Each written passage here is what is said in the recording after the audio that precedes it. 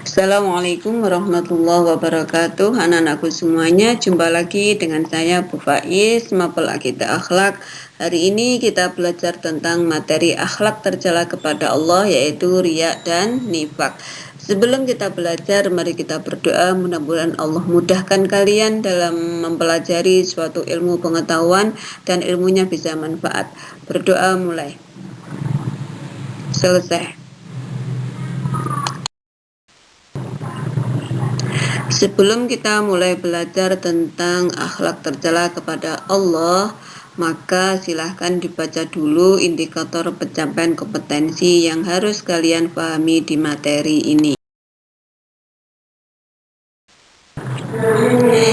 Pengertian riya itu berasal dari bahasa Arab, yaitu riyaun.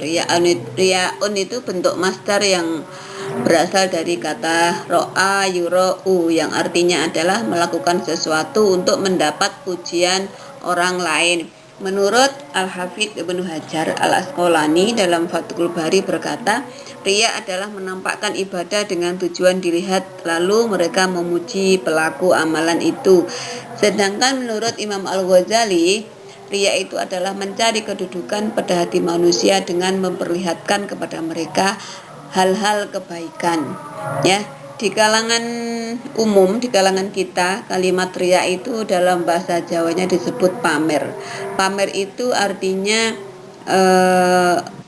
menampakkan, ya, memperlihatkan atau menampakkan amal perbuatannya kepada orang lain supaya orang lain itu memuji amal perbuatannya. Contoh, misalkan dia menyantuni anak yatim, lalu mengundang channel TV atau radio tertentu supaya orang melihat, dengan tujuan ketika orang melihat maka orang-orang itu akan memuji dia. Atau seorang anak yang sholat berjamaah tapi hanya ingin dipuji oleh orang tuanya atau gurunya, yaitu contoh perbuatan riya, ya.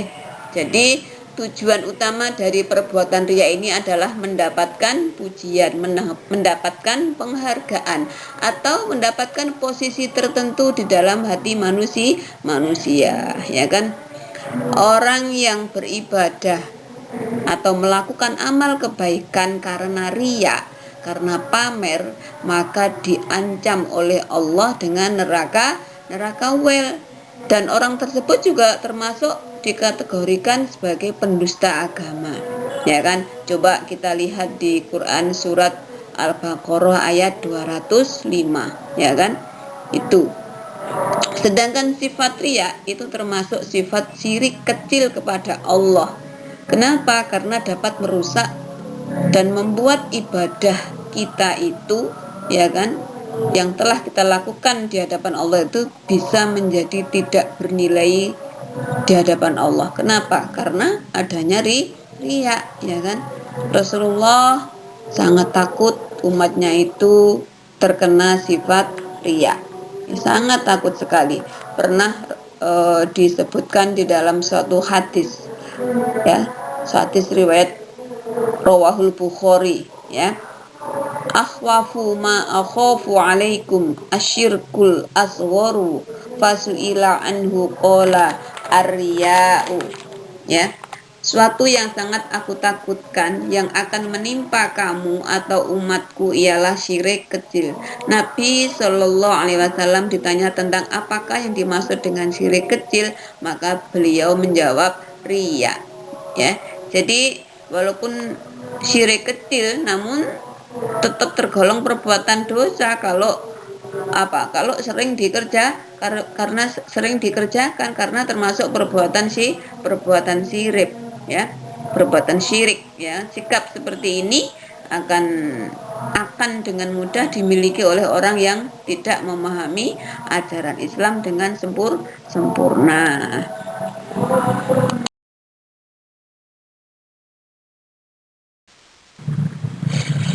Di dalam Al-Quran surat Al-Ma'un ayat 4 sampai 6 disebutkan fawailul lil musallin alladzina hum an salatihim sahun alladzina hum yuraun.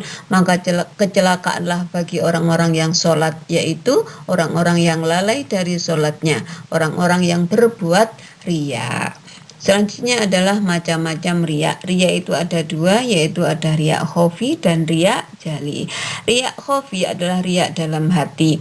Riya khofi ini maksudnya bahwa seseorang itu telah berniat, ya, telah berniat tidak mengharap ridha Allah dalam melakukan setiap perbuatannya atau amalnya. Jadi riya ini sudah muncul sejak awal perbuatan, bahkan sebelum melakukan perbuatan itu. Jadi memang ia telah meniatkan perbuatannya itu untuk riya, ya, riya di dalam hatinya, bukan untuk mengharap ridho Allah. Riya sejenis ini hanya Allah dan diri manusia tersebut yang tahu, karena yang mengetahui isi hati seseorang itu hanyalah Allah. Berikutnya adalah riya jali, artinya riya dalam perbuatan. Maksudnya apa? Riya jali ini maksudnya adalah seseorang itu menunjukkan perbuatannya, memamerkan perbuatannya di depan orang banyak agar perbuatan tersebut dipuji, disanjung, diperhatikan oleh orang lain. Misalnya dia rajin sholat ketika ada bapak ibu guru yang memperhatikan, dia rajin membaca Al-Quran, dia rajin ngaji ketika diperhatikan oleh ayah dan ibunya, dan lain sebagainya, ya. Itu contohnya, ya. Jadi giat belajar, ya, misalkan giat belajar tapi ketika dipuji, disanjung oleh orang tuanya. Jadi orang yang melakukan riya jali ini biasanya adalah mempunyai ciri-ciri melakukan suatu amal soleh itu tanpa dasar, ya, tanpa dasar, hanya ikut-ikutan, tidak mau berbuat baik kalau tidak dilihat oleh orang lain atau mendapat imbalan dari orang lain.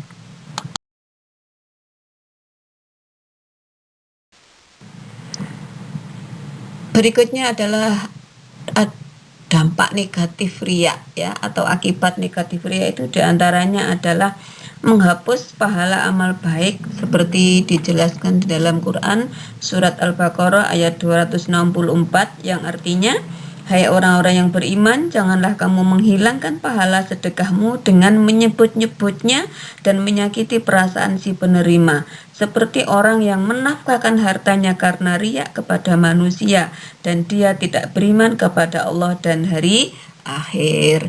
Yang kedua adalah mendapat dosa besar karena riya adalah termasuk perbuatan syirik kecil seperti hadis riwayat yang sudah saya sebutkan sebelumnya. Yang ketiga adalah tidak selamat dari bahaya kekafiran karena riya sangat dekat hubungannya dengan sikap orang-orang kafir seperti disebutkan dalam Quran surat Al-Baqarah ayat 260.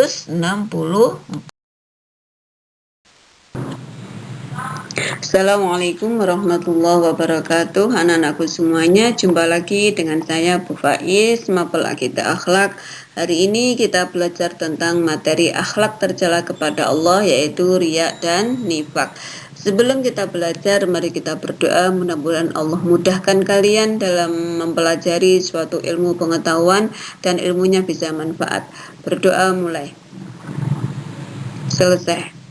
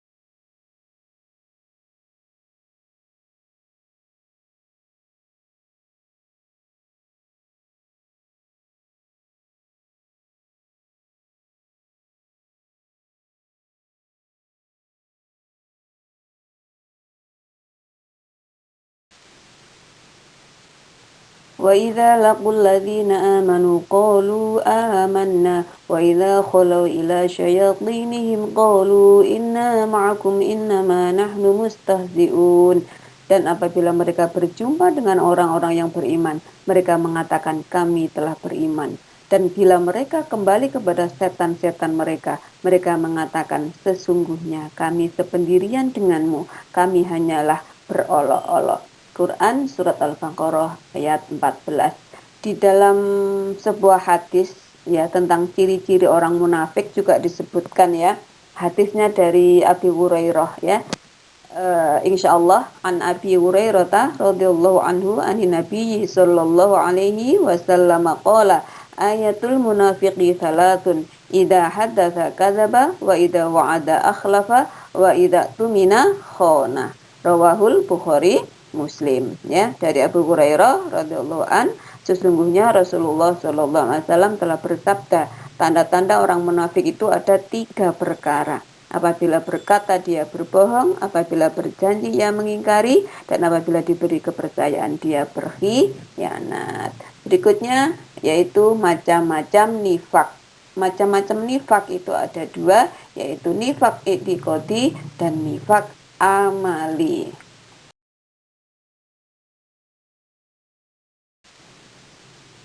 Sebelum kita mencari contoh tentang perbuatan munafik, kita lanjutkan dulu tadi tentang nifak i'tiqadi dan nifak amali. Nifak i'tiqadi itu artinya nifak keyakinan ya. Nifak keyakinan ini adalah nifak besar ya. Artinya bahwa mereka ini menampakkan keislaman dan menyembunyikan kekufurannya. Jadi seseorang yang termasuk nifak ini berarti dia sudah keluar dari agama dan di akhirat nanti akan ditempatkan di dalam dasar neraka atau di neraka yang paling bawah sendiri ya. Di dalam Al-Quran Allah memberikan sifat kepada pelaku-pelaku nifak ini itu dengan berbagai kejahatan. Misalnya kekufuran, ketiadaan iman, mengolok-ngolok dan mencaci maki agama beserta pemeluknya. Ya, ini karena mereka cenderung punya kecenderungan untuk memusuhi agama, ya, memusuhi agama dan memusuhi pemeluknya. Orang-orang yang jelas kafir ini, orang yang sudah jelas kafir itu ringan ya.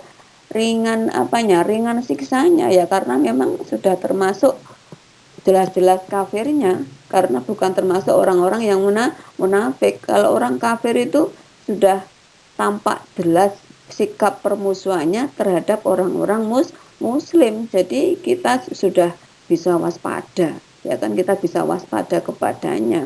Tetapi ketika kita berhadapan dengan orang munafik i'tiqadi ini, ya ini bahaya ini. Wujudnya, dohirnya, ya, tampak kesehariannya dia itu seorang muslim, ya sholat, ya bayar zakat, ya puasa, tetapi di dalam hati mereka tersembunyi sifat kekufuran, ya. Berikutnya adalah nifak amali, nifak perbuatan. Nah, nifak perbuatan ini artinya mereka melakukan sesuatu yang merupakan perbuatan orang-orang munafik, tetapi di dalam hatinya masih ada iman, ya kan? Nifak amali ini tidak membawa pelakunya keluar dari Islam. Akan tetapi jika nifak ini dilakukan terus-menerus, ya pasti berbahaya. Pelakunya jika tidak segera bertaubat, maka bisa jadi nifak amali ini menjadi perantara pelakunya itu keluar dari agama Islam, ya. Berikutnya adalah bentuk dan contoh perbuatan orang-orang munafik, ya. Misalkan ragu terhadap kebenaran Islam, seringkali dalam pembicaraannya menyindir dan menyakiti Nabi atau Islam, enggan melakukan sholat walaupun ia melakukan sholat tapi karena paksaan orang lain.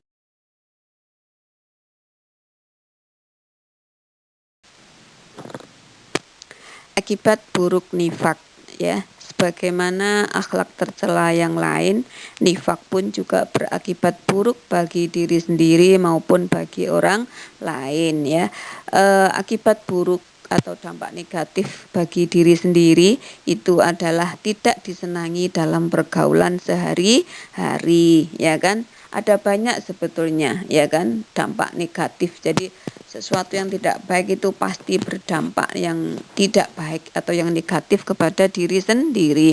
Bu Faiz ulang, tidak disenangi dalam pergaulan sehari-hari, mendapatkan siksa yang amat pedih kelak di hari akhir seperti firman Allah dalam Quran surat An-Nisa ayat 145, innal munafiqina fit darkil asfali minan nari walan tajida lahum nasyura.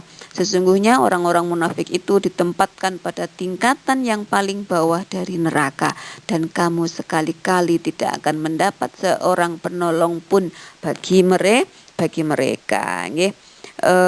Tercela dalam pandangan Allah juga, ya kan, tercela dalam pandangan sesama, karena ketika dia berbuat nifak dapat menjatuhkan nama baik dirinya sendiri, ya kan, hilangnya kepercayaan dari orang lain atas dirinya, dan banyak lagi dampak-dampak negatif dari perbuatan nifak.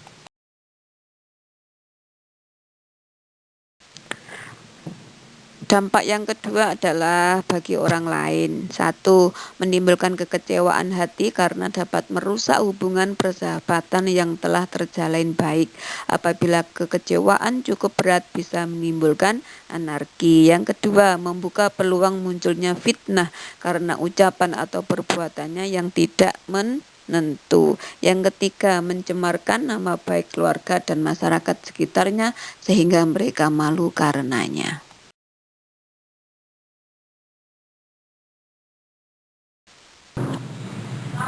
Assalamualaikum warahmatullahi wabarakatuh. Anak-anakku semuanya, jumpa lagi dengan saya Bu Faiz, Mapel Akidah Akhlak. Hari ini kita belajar tentang materi akhlak tercela kepada Allah, yaitu riya dan nifak. Sebelum kita belajar, mari kita berdoa, mudah-mudahan Allah mudahkan kalian dalam mempelajari suatu ilmu pengetahuan dan ilmunya bisa manfaat. Berdoa mulai. Selesai.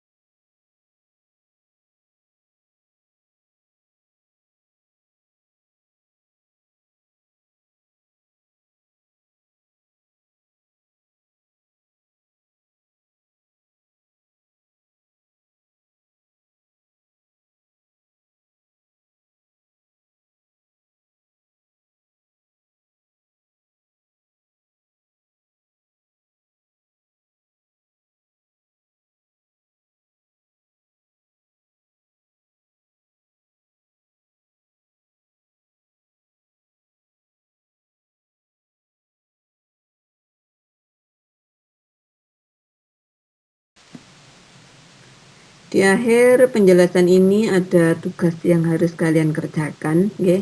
Silahkan dikerjakan di buku tugas akidah. Setelah itu nanti dikirim di grup tugas akidah yang sudah kita buat.